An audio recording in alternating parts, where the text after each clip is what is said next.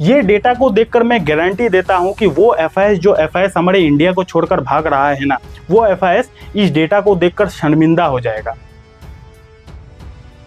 दोस्तों अभी के टाइम पे हर किसी के दिमाग में चलने वाला सबसे बड़ा डाउट ये है कि देखो मार्केट काफी दिनों से नेगेटिव में है, मार्केट काफी दिनों से गिर रहा है, ये हम सभी लोगों को पता है। लेकिन सवाल ये है कि मार्केट में जितना गिरावट नहीं हो रहा है उससे तो कई गुना ज्यादा हमारा पोर्टफोलियो में गिरावट हो रहा है। कहने का मतलब यह है कि अगर आप आज ही का दिन का हमारा मार्केट को देखोगे, निफ्टी 50 को देखोगे, तो आज का दिन निफ्टी 50 ऑलमोस्ट फ्लैट था, ना निफ्टी 50 बढ़ा है ना कमा है। ठीक है, तो निफ्टी 50 ऑलमोस्ट फ्लैट था, उसके बावजूद भी हमारा पोर्टफोलियो जबरदस्त लेवल से गिर रहा है। यानी कि आपने जिन जिन कंपनी के स्टॉक्स को खरीद के रखा है उन स्टॉक्स में जबरदस्त गिरावट हो रहा है, जबकि निफ्टी 50 में उतना गिरावट नहीं है। ठीक है, तो आखिर ऐसा क्यों हो रहा है? मार्केट अगर 1% गिर रहा है तो भैया आप देखोगे कि आपने जिन जिन कंपनी के स्टॉक्स को खरीदा है उसमें 3% गिरावट हो रही है। तो आखिर ऐसा क्यों हो रहा है? अगर आपके साथ भी ऐसा हो रहा है तो नीचे कमेंट सेक्शन में बता सकते हो, क्योंकि अभी के टाइम पे मैक्सिमम लोगों के साथ ऐसा कंडीशन आ रहा है। तो आखिर ऐसा क्यों हो रहा है, क्यों पोर्टफोलियो हर किसी का क्रैश होते जा रहा है, इसके बारे में बात करेंगे। और इस वीडियो में मार्केट से रिलेटेड एक बहुत ही नेगेटिव खबर है उसको भी डिस्कशन करने वाले हैं, और एक मार्केट से रिलेटेड बहुत बड़ा पॉजिटिव खबर भी है उसको भी डिस्कशन करने वाले हैं। ठीक है, और ये पॉजिटिव न्यूज नेगेटिव न्यूज दोनों को सुनना आपके लिए जरूरी है अगर आप शेयर बाजार में पैसा इन्वेस्ट करते हो तो। ठीक है, इस वीडियो से आपको काफी कुछ सीखने को भी मिल सकता है, वीडियो को एंड तक आपको जरूर देखना चाहिए। चलिए करते हैं वीडियो की शुरुआत। पहले तो आप हमारे टेलीग्राम चैनल को ज्वाइन कर लो, क्योंकि मार्केट से रिलेटेड कोई भी न्यूज आता है तो मैं सबसे पहले अपने टेलीग्राम चैनल पर ही शेयर करता हूं। तो टेलीग्राम चैनल का ऑफिशियल लिंक आपको डिस्क्रिप्शन पर मिल जाएगा।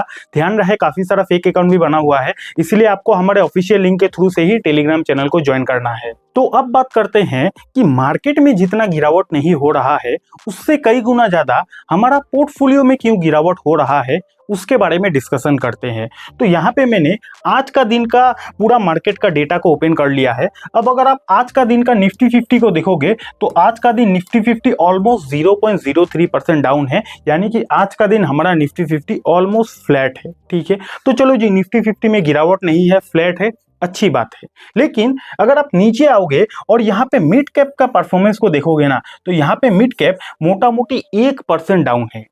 निफ्टी 50 ऑलमोस्ट फ्लैट है, लेकिन मिड कैप ऑलमोस्ट 1% डाउन है।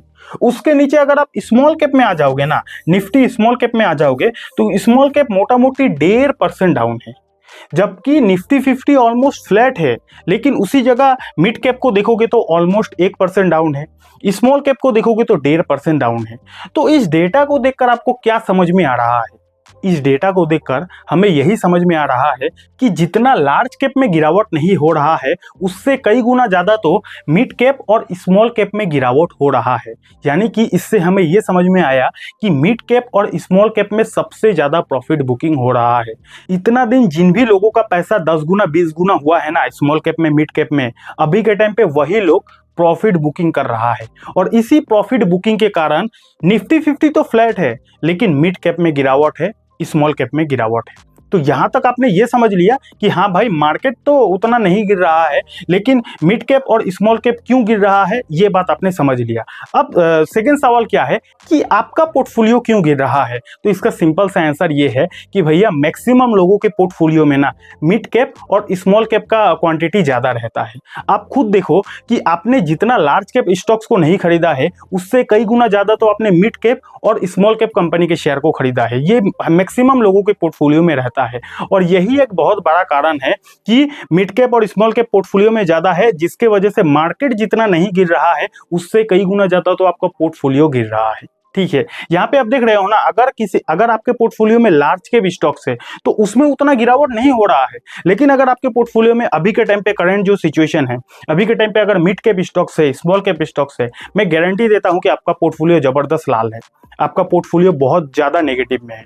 ठीक है, तो ये जो पहला मोटा मोटी कारण क्या है आपने समझ लिया ना, आपके पोर्टफोलियो में स्मॉल कैप और मिड कैप स्टॉक्स है, इसीलिए मार्केट में जितना प्रेशर नहीं है उससे कई गुना ज्यादा प्रेशर आपके पोर्टफोलियो में है। क्योंकि उसका कारण क्या है? क्योंकि आपके पोर्टफोलियो में मिड कैप और स्मॉल कैप स्टॉक्स है। ठीक है, तो यहां तक आपने समझ लिया। अब दूसरा सवाल कि आकाश भाई ठीक है, समझ लिया कि हमारे पोर्टफोलियो में क्यों इतना प्रेशर है, हमने समझ लिया, तो अभी क्या करें? क्या हम सारा शेयर को बेचकर निकल जाए? क्या करना सही रहेगा, बात करेंगे, उसके बारे में भी बात करेंगे।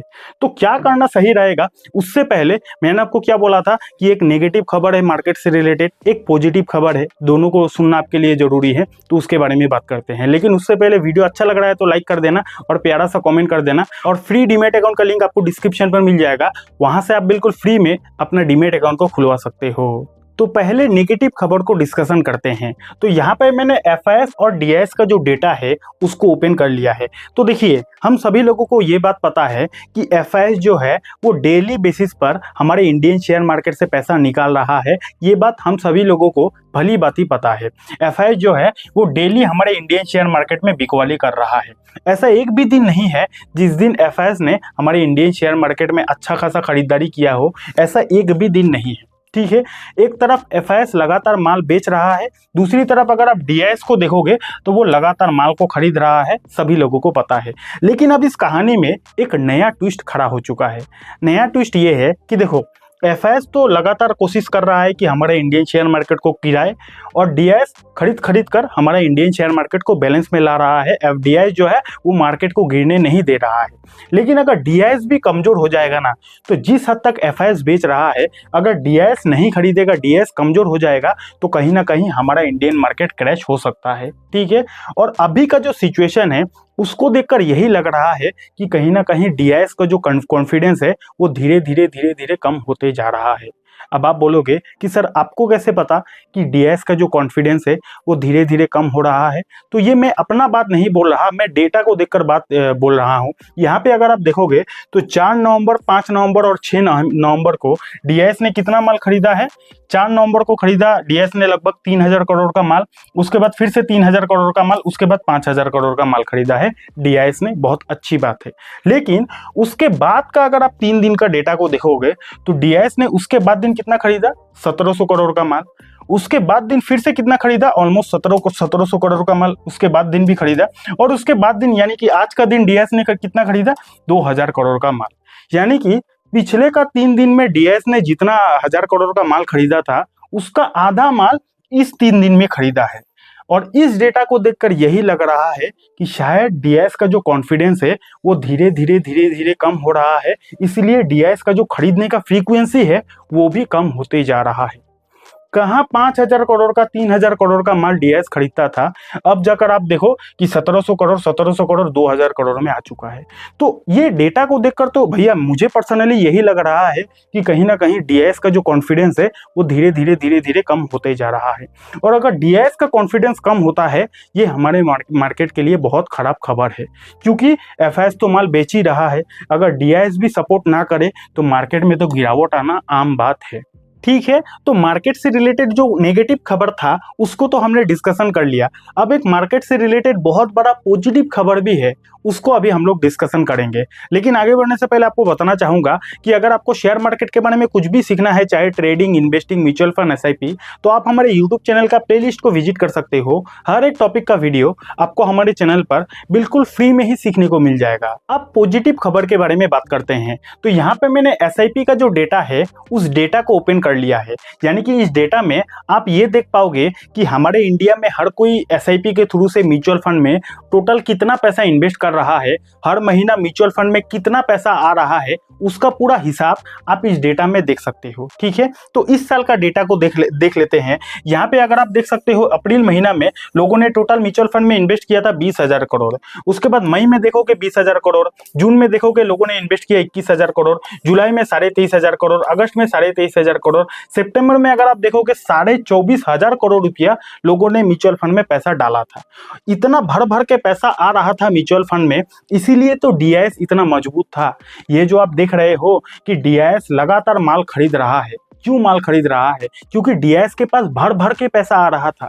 मेरे जैसे, आपके जैसे लोग, हर कोई एसआईपी म्यूचुअल फंड के थ्रू से पैसा इन्वेस्ट कर रहा था। और वो पैसा जाता कहाँ है? वो पैसा जाता है डीआईएस के पास। और डीआईएस के पास इतना पैसा आ रहा है, इसीलिए तो डीआईएस लगातार माल खरीद रहा है। अगर डीआईएस लगातार माल नहीं खरीदेगा ना, एक तरफ एफआईएस बेच रहा है, अगर डीआईएस भी बेचने लगेगा तो मार्केट ही गिर जाएगा। तो डीआईएस जो इतना खरीद रहा था उसका सबसे बड़ा कारण क्या था कि भैया हम लोग, हमारे जैसे रिटेल जो इन्वेस्टर है वो भर भर के एसआईपी में पैसा इन्वेस्ट करते थे। ठीक है, अब कुल मिलाकर बात यह है कि भैया ये जो अक्टूबर महीना है ना, इस अक्टूबर महीना का डेटा आने का सबका वेट था। क्यों अक्टूबर महीना का डेटा आने का वेट था? क्योंकि अक्टूबर महीना में ही तो निफ्टी 50 टॉप लेवल से 10% गिरा था। लास्ट महीना ही तो अक्टूबर महीना में निफ्टी 50 टॉप लेवल से गिरा था। और जब भी मार्केट में गिरावट होती है तो रिटेल इन्वेस्टर सबसे पहले घबरा जाता है, रिटेल इन्वेस्टर मार्केट से पैसा निकालता है। तो हर किसी को ये लग रहा था कि ये जो अक्टूबर महीना है, अक्टूबर महीना में डेटा बहुत खराब आएगा, क्योंकि अक्टूबर महीना में निफ्टी 50 10% गिरा, और निफ्टी 50 10% गिरेगा तो रिटेल इन्वेस्टर मार्केट से पैसा निकालेगा ही ना, म्यूचुअल फंड में क्यों पैसा डालेगा। तो हर कोई डर के मारे शायद अक्टूबर महीने में पैसा निकाला होगा, हर किसी को यही लग रहा था। इनफैक्ट मुझे भी यही लग रहा था कि भैया अक्टूबर महीना में तो डेटा खराब ही आएगा। लेकिन आज का दिन जब मैंने इस डेटा को देखा, वैसे आज ही का दिन ये डेटा आया है, आज जब मैंने इस डेटा को देखा ना, लिटरली शॉक हो गया। अगर आप यहाँ पे देखोगे कि सितंबर महीना में तो टोटल पैसा आया था 24,500 करोड़ रुपया, तो मुझे लगा कि अक्टूबर महीना में मार्केट गिरा था तो शायद 20-21 हजार करोड़ रुपया आएगा। लेकिन अगर आप यहाँ पे देखोगे ना तो भैया शॉक्ड हो जाओगे, 25,500 करोड़ रुपया आया है। आप सोचो, जिस महीना निफ्टी 50 टॉप लेवल से 10% गिरा, उसी महीना म्यूचुअल फंड में कितना पैसा आया? 25,500 करोड़ रुपया। और इतना पैसा आप पूरा हिस्ट्री में देख लो, इतना पैसा तो किसी भी महीना आज से पहले नहीं आया था जितना पैसा आया है अक्टूबर के महीने में। और ये वही महीना है जिस महीना निफ्टी 50 टॉप लेवल से 10% गिरा है। ये डेटा को देखकर मैं गारंटी देता हूं कि वो एफआईएस, जो एफआईएस हमारे इंडिया को छोड़कर भाग रहा है ना, वो एफआईएस इस डेटा को देखकर शर्मिंदा हो जाएगा। ठीक है, तो ये हमारे लिए बहुत ही प्राउड मूवमेंट है। इसीलिए प्राउड मूवमेंट है कि इतना नेगेटिव सिचुएशन में भी हम जैसे रिटेल इन्वेस्टर घबरा नहीं रहे हैं, हम जैसे रिटेल इन्वेस्टर भर भर के एसआईपी कर रहे हैं, इतना मार्केट गिरने के बाद भी। ठीक है, तो ये भैया नया इंडिया है, ये पुराना इंडिया नहीं है। आजकल के यूथ को पता है कि शेयर मार्केट में अगर हम लोग अच्छे तरीके से एनालिसिस करके पैसा लगाएंगे तो फ्यूचर में वहां से रिटर्न मिलेगा। हम जैसे रिटेल इन्वेस्टर को धीरे धीरे पता चल रहा है। ठीक है, तो ये डेटा काफी ज्यादा इंटरेस्टिंग डेटा था, और इसी डेटा के वजह से ये जो डीआईएस का धीरे धीरे कॉन्फिडेंस लूज हो रहा है ना, ये डीआईएस का कॉन्फिडेंस फिर से आ जाएगा इस डेटा को देखकर। क्योंकि भैया इतना भर भर के अगर पैसा आएगा, डीआईएस के पास पैसा आएगा तो डीआईएस को मार्केट में पैसा लगाना ही पड़ेगा, और डीआईएस अगर मार्केट में पैसा लगाएगा तो भैया मार्केट तो भागेगा ही ना। तो ये एक पॉजिटिव खबर था। अब चलिए लास्टली इस वीडियो का कंक्लूजन के बारे में बात करते हैं। तो इस वीडियो का कंक्लूजन क्या है कि मार्केट अंदर से अभी भी बहुत मजबूत है, यानी कि अभी जो मार्केट डेली बेसिस पर गिर रहा है, इस गिरावट में आपको डरना नहीं चाहिए, क्योंकि मार्केट अभी भी अंदर से बहुत मजबूत है। क्योंकि डीआईएस के पास भर भर के पैसा आ रहा है, रिटेल इन्वेस्टर अभी नहीं डर रहा है। और अगर रिटेल इन्वेस्टर नहीं डरेगा ना तो इस मार्केट को गिराना बहुत मुश्किल है, क्योंकि वो लोग तो पैसा डालते रहेगा म्यूचुअल फंड में। अब म्यूचुअल फंड में पैसा आएगा तो डीआईएस के पास पैसा आएगा, डीआईएस के पास पैसा आएगा तो मार्केट इतना आसानी से नहीं गिरेगा। ठीक है, तो मार्केट अभी भी अंदर से बहुत मजबूत है। दूसरा बात क्या है कि अभी के टाइम पे सबका पोर्टफोलियो लाल है। अगर आपको लगता है कि सिर्फ आपका ही पोर्टफोलियो डेली डेली गिर रहा है तो ऐसा बात नहीं है। अभी मैक्सिमम लोगों का पोर्टफोलियो गिर रहा है, क्योंकि मैक्सिमम लोग तो मिड कैप और स्मॉल कैप में ही इन्वेस्ट करता है, इसीलिए सबका पोर्टफोलियो अभी लाल है। जरूरी क्या है कि अगर आपके पास फंडामेंटली स्ट्रॉन्ग कंपनी है तो वो जरूर कमबैक करेगा। आज का दिन हो सकता है आपका पोर्टफोलियो लाल रंग में है, आपका पोर्टफोलियो नेगेटिव में है, लेकिन अगर आपका पोर्टफोलियो में फंडामेंटली स्ट्रॉन्ग कंपनी का शेयर है, वो एक न एक दिन जरूर कमबैक करेगा। ठीक है, इसलिए आपको घबराना नहीं है। अगर आपको शेयर मार्केट को फ्री में सीखना है, जीरो से लेकर हीरो तक सीखना है, उसके लिए मैंने डिटेल वीडियो बनाया है। उस वीडियो को अगर आपको देखना है तो यहाँ पे क्लिक करके इस वीडियो को देख सकते हो। और आपको ये वीडियो कैसा लगा नीचे कमेंट करके बता सकते हो। डीमेट अकाउंट नहीं है, फ्री डीमेट अकाउंट का लिंक आपको डिस्क्रिप्शन पर मिल जाएगा। Thank you so much.